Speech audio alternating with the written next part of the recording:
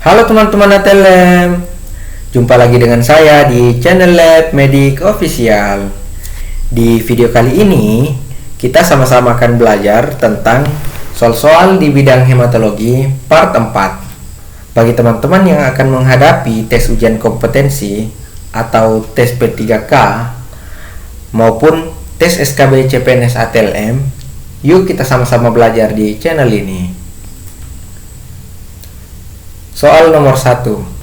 Seorang pasien umur 56 tahun, buang air besar, kondisinya cair sudah 6 kali, sakit perut, mual dan muntah. Dilakukan pemeriksaan laboratorium. Pertanyaannya, apakah penyebab paling mungkin meningkatkan nilai hematokrit dari pemeriksaan darah rutin pada pasien tersebut? A. Dehidrasi, B. Peradangan, C. Berak darah, D. Penurunan tekanan darah, dan E. Anemia peradangan kronis. Jadi inti dari pertanyaan soal nomor 1 ini, di mana ada seorang pasien dengan gejala dia buang air sudah 6 kali, sakit perut, mual dan muntah. Selanjutnya dilakukan pemeriksaan darah rutin. Nah, terus di pertanyaannya, apa penyebab yang mungkin bisa meningkatkan nilai hematokrit dari gejala yang ditampilkan di soal? Nah, jadi jawaban yang betul adalah A, yaitu dehidrasi. Nah, jadi jawaban yang paling tepat adalah dehidrasi, karena berdasarkan dari gambaran yang dimunculkan di soal, di mana ketika orang buang air besar terus dan kondisi cair, maka otomatis orang tersebut dia akan mengalami dehidrasi. Nah, ketika pasien mengalami dehidrasi, maka kecenderungan nilai hematokritnya dia akan meningkat. Nah, next. Soal nomor 2. Dalam melakukan pemeriksaan hitung eritrosit, seorang analis menyiapkan alat dan bahan serta melakukan perhitungan. Alat dan bahan yang disiapkan dan faktor perhitungannya adalah A. Mikroskop, bilik hitung improved Neubauer, D. Glass, larutan Gower, diencerkan 10.000 kali. B. Mikroskop, bilik hitung improved Neubauer, D. Glass, larutan Turk, diencerkan 10.000 kali. C. Mikroskop, bilik hitung improved Neubauer, D. Glass, larutan Hayem, diencerkan 200 kali. D. Mikroskop, bilik hitung improved Neubauer, D. Glass, larutan WCB, pengenceran 20 kali. E. Mikroskop, bilik hitung improved Neubauer, D. Glass, larutan Resecker, pengenceran 20 kali. Jadi inti dari pertanyaan soal nomor 2 ini, di mana seorang ATLM mau melakukan pemeriksaan hitung jumlah eritrosit secara manual. Nah, alat dan bahannya apa-apa saja yang perlu disiapkan untuk pemeriksaan hitung eritrosit manual dan berapa faktor perhitungannya. Nah, jadi jawaban yang paling tepat adalah C, di mana untuk pemeriksaan hitung eritrosit secara manual itu dibutuhkan mikroskop, bilik hitung improved Neubauer, D. Glass. Yang paling inti adalah untuk pemeriksaan hitung jumlah eritrosit secara manual, larutannya dipakai adalah larutan Hayem dengan pengenceran 200 kali.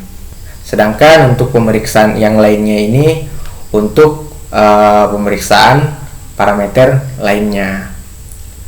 Nah, next. Soal nomor 3. Dalam pengambilan darah kapiler, ada beberapa hal yang perlu diperhatikan, khususnya jika dilakukan atau diambil bayi baru lahir. Tempat dan cara pengambilan yang perlu diperhatikan adalah A. Tumit atau ibu jari kaki. Hangatkan lokasi pengambilan darah dengan kain hangat selama 3 menit. B. Jari tangan nomor 3 atau 4 tanpa dihangatkan. C. Jari tangan nomor 3 atau 4 dengan dihangatkan selama 3 menit. D. Cuping telinga dengan dihangatkan selama 3 menit. E. Tumit atau cuping telinga tanpa dihangatkan. Nah, jadi inti pertanyaan dari soal nomor 3 ini, di mana ketika seorang ATLM mau melakukan pengambilan darah kapiler pada pasien bayi baru lahir, tempat dan cara pengambilannya bagaimana yang seharusnya. Nah, jadi jawabannya yaitu A, yaitu tumit atau ibu jari kaki dengan dihangatkan terlebih dahulu lokasi pengambilan darahnya. Nah, jadi pada pasien bayi yang baru lahir, untuk pengambilan darah kapiler, letak posisinya yaitu bisa diambil pada posisi daerah tumit atau ibu jari kaki. Nah, dengan syarat dia harus dihangatkan terlebih dahulu. Nah, sementara untuk jari tangan itu pada pasien bayi itu tidak diperbolehkan. Begitupun dengan cuping telinga, itu tidak dianjurkan untuk pengambilan darah kapiler pada bayi.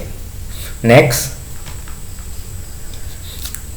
Soal nomor 4. Ibu Yeti, 25 tahun, wira swasta. Keluhan lemas disertai muka pucat, sering pusing, penglihatan berkunang-kunang, jantung berdebar-debar sejak 3 bulan yang lalu. Suami khawatir akan ada dampaknya jika istri hamil nanti. Pada pemeriksaan fisik didapatkan konjungtif anemia, sklera tidak ikterik, dan tidak memiliki riwayat menstruasi periode panjang. Dokter menduga Ibu Yeti mengalami anemia dan meminta pasien melakukan pemeriksaan laboratorium hematologi rutin.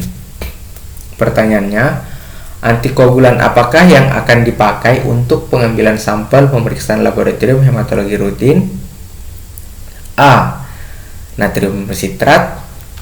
B. Heparin. C. EDTA. D. Double oksalat. E. Natrium fluorida.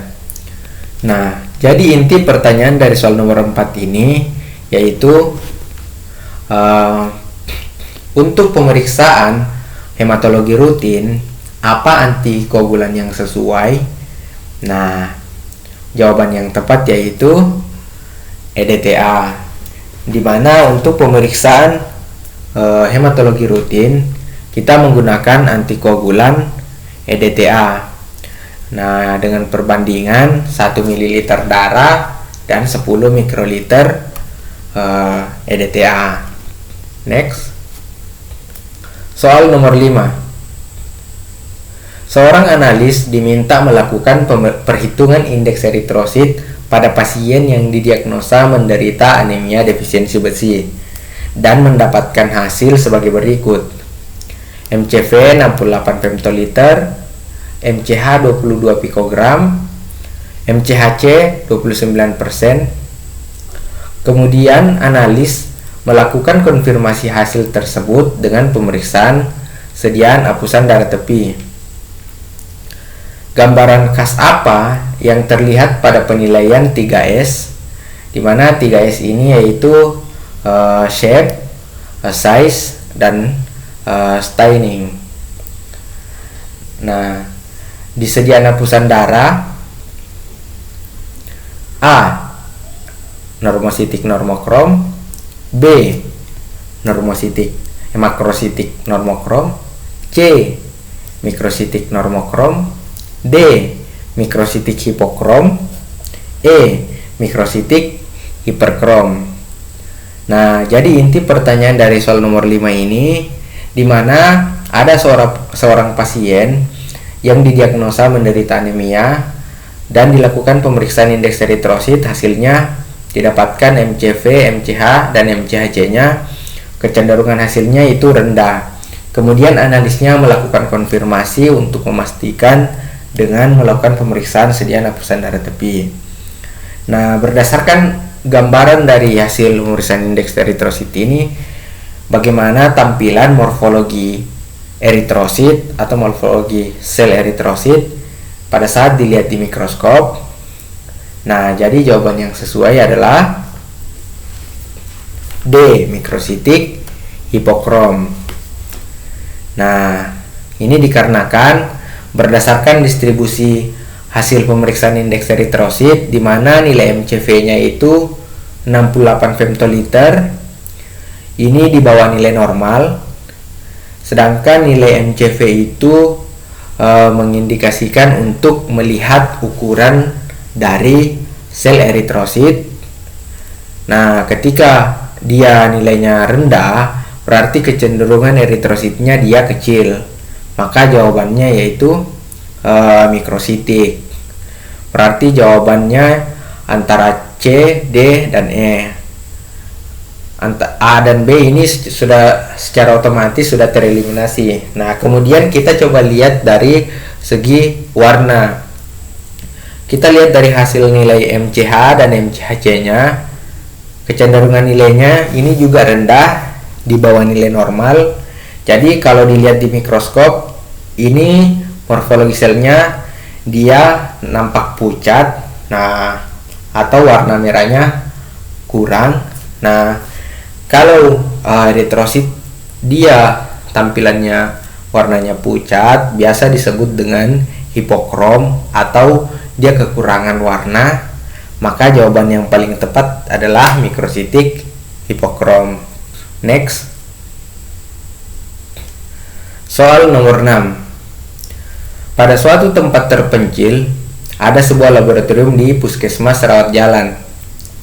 Seorang pasien mengalami pendarahan berat dan harus segera diperiksa kadar Hb-nya. Stok antikoagulan Na2-EDTA sudah habis, sedangkan yang tersisa hanyalah antikoagulan heparin. Sampel darah yang bagaimanakah sehingga dapat diperiksa kadar Hb pasien tersebut dengan metode Sahli? A. Darah vena dengan heparin. B. Darah vena tanpa antikoagulan. C. Darah kapiler dengan heparin. D.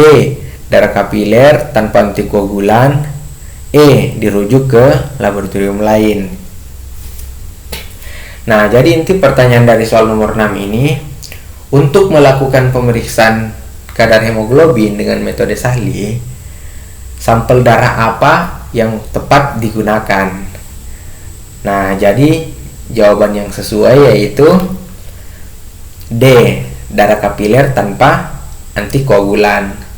Nah, jadi untuk pemeriksaan hemoglobin metode Sahli, kita menggunakan darah kapiler dan tidak perlu antikoagulan. Jadi meskipun tidak ada antikoagulan, tetap kita bisa melakukan pemeriksaan hemoglobin dengan metode Sahli. Next. Soal nomor 7. Seorang analis di sebuah laboratorium klinik daerah kota mendapatkan tugas medical check up para karyawan pabrik di daerah pinggiran. Paket pemeriksaan tersebut antara lain hematologi rutin, urin lengkap, dan kimia darah. Adapun jarak antara laboratorium dengan pabrik tersebut kurang lebih 30 km.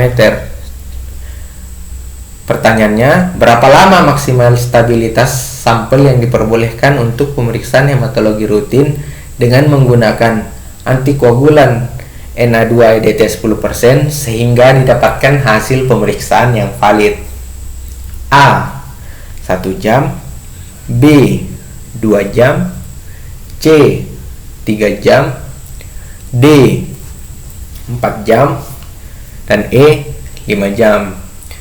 Nah, jadi inti pertanyaan dari soal nomor 7 ini, untuk pemeriksaan hematologi rutin, berapa lama stabilitas sampelnya ketika dia disimpan sehingga untuk mendapatkan hasil yang valid. Nah, jadi jawaban yang paling tepat adalah B, dimana untuk stabilitas sampel darah rutin atau sampel hematologi rutin yaitu kurang dari 2 jam untuk didapatkan hasil yang valid. Nah, ketika jadi pemeriksaan hematologi rutin, sampelnya itu tidak diperbolehkan lewat dari 2 jam. Nah, makanya dia harus di running sebelum 2 jam. Next, soal nomor 8.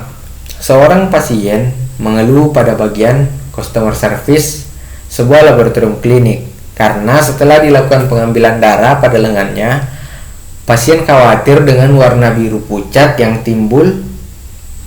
Customer service memberikan penjelasan bahwa warna biru di bekas tusukan jarum tersebut akan hilang dengan sendirinya dan diberikan kompres air hangat.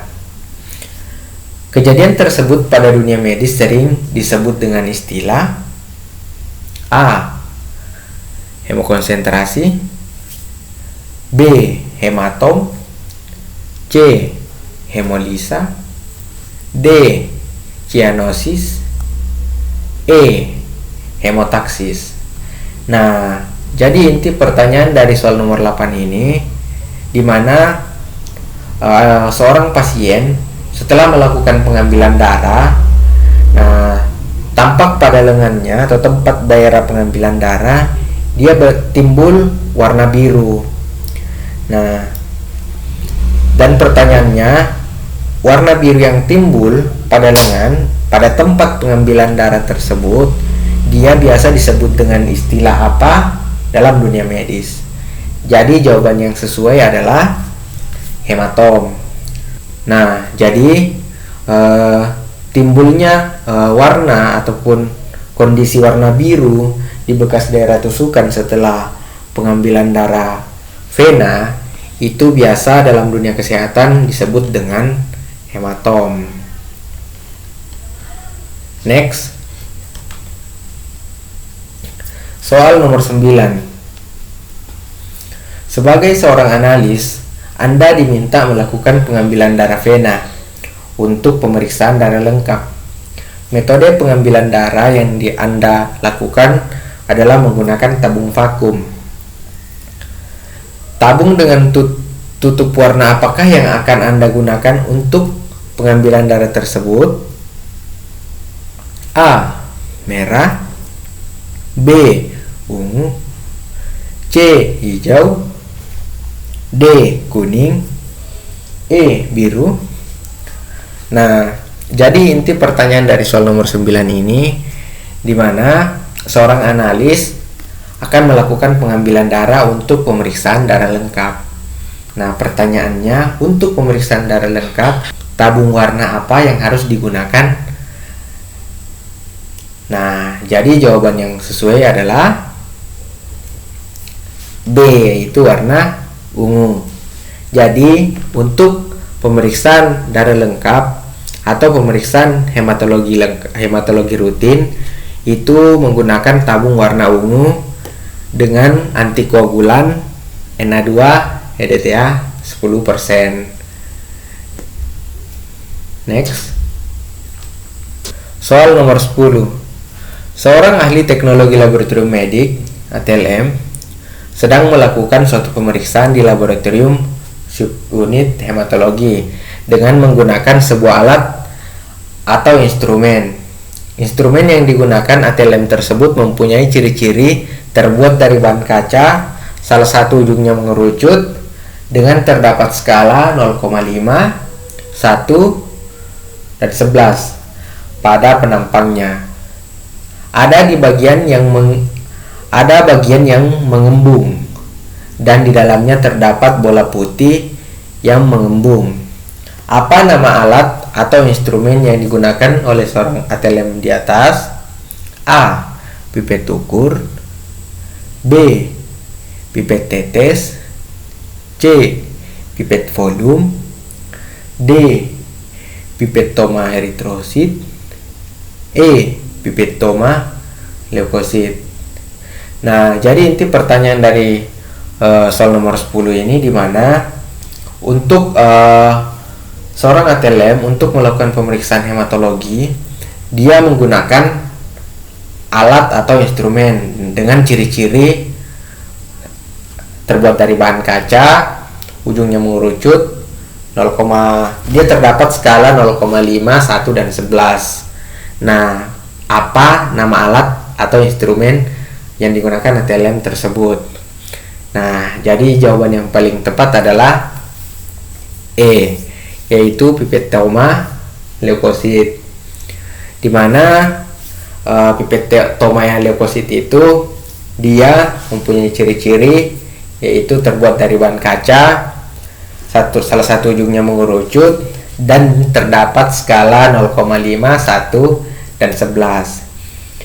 Sedangkan untuk pipetoma eritrosit dia terdapat skala 0,5, 1, dan 101. Nah, jadi jawaban yang paling tepat adalah E, pipetoma leukosit. Lanjut di part 5. Nah, sekian video kali ini. Semoga bermanfaat bagi teman-teman yang mau request video apa yang harus dibuat untuk di video selanjutnya. Silahkan komen di kolom komentar ya. Jangan lupa klik like, share, dan subscribe ya teman-teman. Makasih.